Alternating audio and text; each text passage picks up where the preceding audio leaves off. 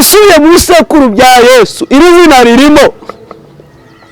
Ndababwira kwizera kuduhindura abana b'Imana. Imana ikora adaptation, iramwadabuta, imukura mu bwoko bwaciwe kubwo kwizera, imwinjiza mu muryango wayo w'abana b'Imana. Kwizera kuduhindura abana b'Imana. Ariko mu gihe amoko akiri mu mutima wawe, ufite ikibazo mwene data, mu gihe ugifite ishari muri wowe, ufite ikibazo mwene data, ntabwo uri mu kuri, kandi Imana irashaka kugaruka mu kuri.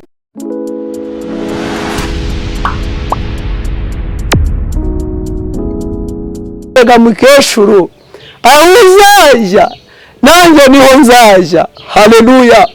Aramubwira ngo aho uzajya nanjye niho nzajya. Icya kabiri aravuga ngo kugeza uyu munsi ubwoko bwawe nabwo buzaba ubwoko bwanjye. Mukobwa yihimura kwa Mowabu hatari umugisha, aravuga ngo ubwoko bwawe nanjye buzaba ubwoko bwanjye. Aravuga ngo nitugera iyo ugiye ukagwaho, aho uzagwa nanjye aho ngaho niho nzagira gute, niho nzagwa bahampambe. Cyacu bagira ubwoba yumvisha amagambo y'umukobwa. Mukobwa avuga ijambo rikomeye ririmo kwizera.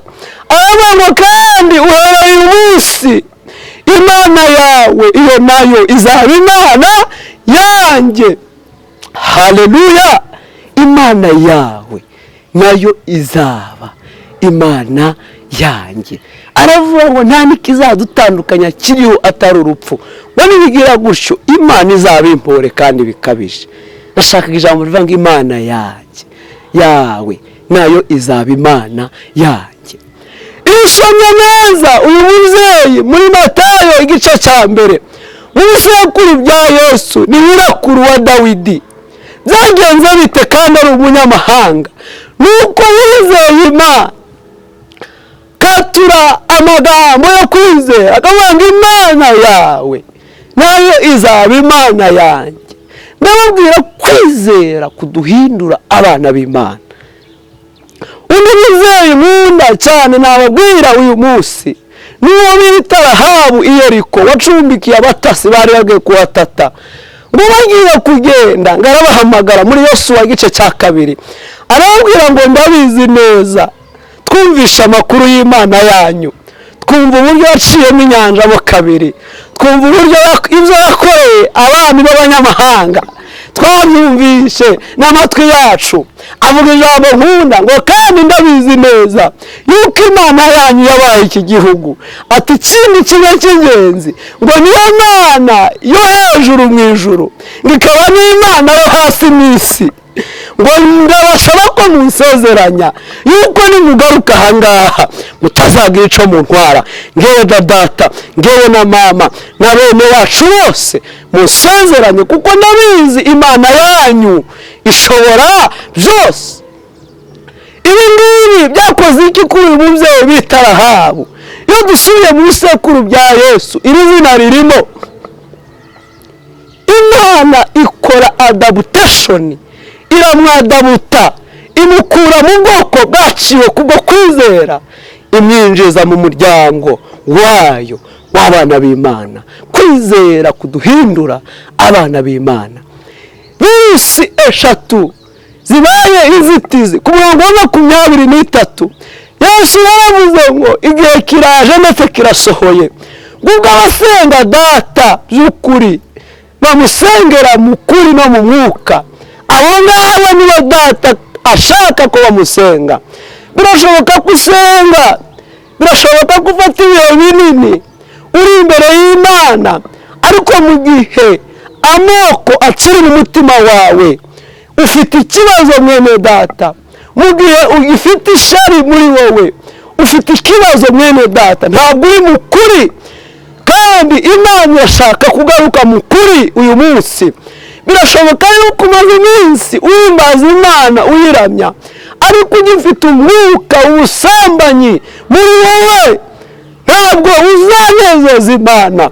birashoboka ko uyu munsi umaze igihe kinini mu itorero cyangwa mu idini, ariko mwene data utari wizera Yesu wabambwe, ntabwo uragera mu kuri kw'Imana igushakamo. Igihe rero wamaze kirahagije. Ndashaka kugira ngo igihe kirageze kugira ngo nawe Yesu agukize. Ndashaka kugira ngo igihe kirageze kugira ngo nawe umenye impano y'Imana ishaka guha abantu. Agakiza kabonerwa mu kwizera gusa. Paulo yandikira Abaroma mu gice cya 3:21 yaravuze ngo noneho hariho gukiranuka kw'Imana kwabonetse, nuko ntabwo kubonerwa mu mategeko cyangwa ibyahanuwe, ahubwo abizera ngo baguheshwa no kwizera Yesu Kristo wabambwe. Petero ari kwa Korneliyo arirahiye aravuga ngo namenye neza yuko Imana yacu itarobanura ku butoni, ahubwo umuntu wese wizera. Haleluya! Umuntu wese mu mahanga yose, umuntu wese uyizera, umuntu wese uyizera, umuntu wese uyubaha agakora ibyo gukiranuka iramwemera. Gukora ibyo gukiranuka niki? Bihwanye no kwizera Yesu Kristo wabambwe. Tugiye gusenga Imana. Birashoboka yuko izi virusi, izi nzitizi nawe zirimo mu buzima bwawe, ariko nagira ngo dufatanye gusenga Imana. Winginga Imana ubwire ngo Mwami Yesu, ndakeneye ko nanjye uyu munsi wampa impano y'agakiza. Ndakeneye ko wankiza amoko n'amacakubiri. Ndakeneye ko wankiza irari ry'ubusambanyi ndetse n'ubusambanyi. Ndakeneye ko wankiza kutizera. Imana yiteguye kuguha impano uyu munsi, wowe ugiye gusengana nange. Reka dusenga Imana. Mana Data wa twese uri mu ijoro, icubahiro ni icyawe. Wabwiye Marita uramubwira ngo ninge kuzuka n'ubugingo, ngo umuntu wese unyizera naho yaba yarapfuye azongera kubaho. Kukwizera nibwo buzima, kukwizera nibyo biduha gukiranuka kw'Imana kuzuye. Ntabwo ari imirimo dukora, ntabwo ari ibindi. Rahabu ntabwo yigeze atanga umusanzu wo kugura ibyuma. Rahabu ntabwo yigeze atanga icya-10 n'amaturo. Rahabu ntabwo yigeze ajya muri konseri ibunaka, ariko kukwizera byamuhesheje kwinjizwa mu muryango w'Imana. Cyangwa uyu munsi natwe twumvishije ijambo tukakwizera kandi ugakiza imitima y'abantu amoko, imitima y'abantu ubusambanyi, imitima y'abantu kutizera. Kuko igihe kigeze ngabasengera Data, bamusengere mu kuri no mu mwuka. Cyubahiro n'ikibi cyawe none n'iteka ryose. Amen.